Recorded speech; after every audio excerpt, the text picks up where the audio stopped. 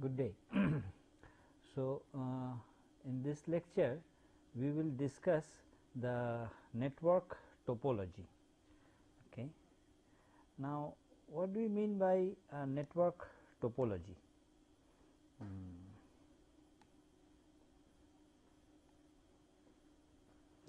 Okay. So, just let us just have a quick recap of what we had learned last time.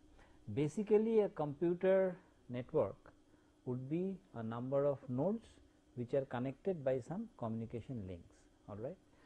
So there is some kind of what we usually call a graph.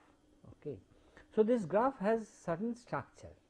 So we talk about the structure. Now this structure has an implication about how we will go about communicating. As I said that it is in general not feasible to have one to one communication between each pair of nodes. Okay, that is not possible at all. So what kind of structure, that means what there is nodes connected in which manner, that is the subject matter of discussion today. Okay. So a network may be represented as a graph, as I said, nodes representing computers or network devices like switches, routers, etc., and the links represent communication links. Modes of communication may be broadcast or point to point. We have discussed this. Okay. Now there are various, first let us talk about the so called LAN topologies. By LAN, you remember, is the local area network, and local area network topologies are well, three are very common: star, ring and a bus. Okay. So we will just look at all of them. So first of all, we first take up this bus topology.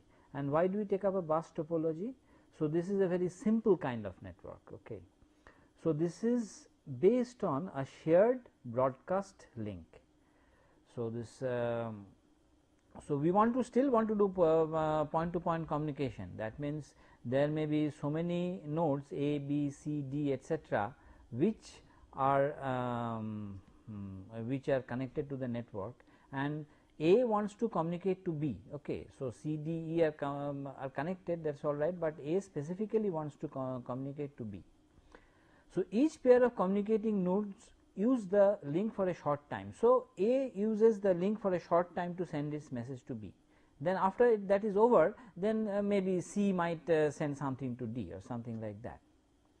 So other nodes ignore the communication. So since this is a shared broadcast link, all the links all the nodes get the communication. So that is not private in that sense. So all the nodes get that communication, but they usually will ignore this communication, whereas a B will sort of copy this for its own purpose.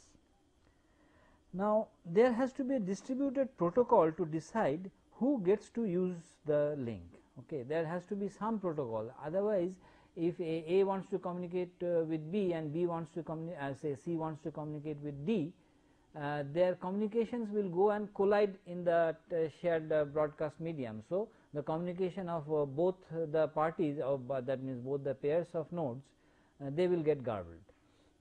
So that and sometimes actually that will happen, that the things will get garbled, but that is not what we want to happen, obviously, because we want A, B and E, D to get clear signals. So there has to be some distributed protocol to decide who gets to use the link.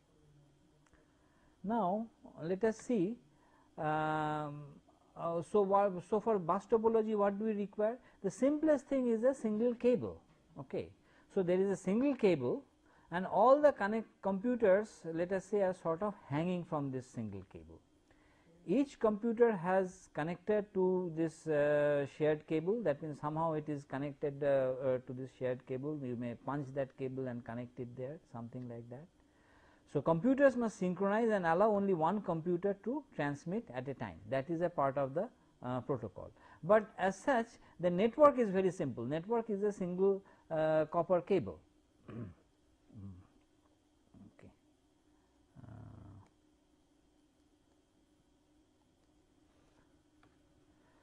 So, this is the picture of a bus, picture of a bus. So, we have this shared cable which is sort of running like this, and computers are somehow connected to this, all right. So, A will communicate to B. A will simply broadcast it over this medium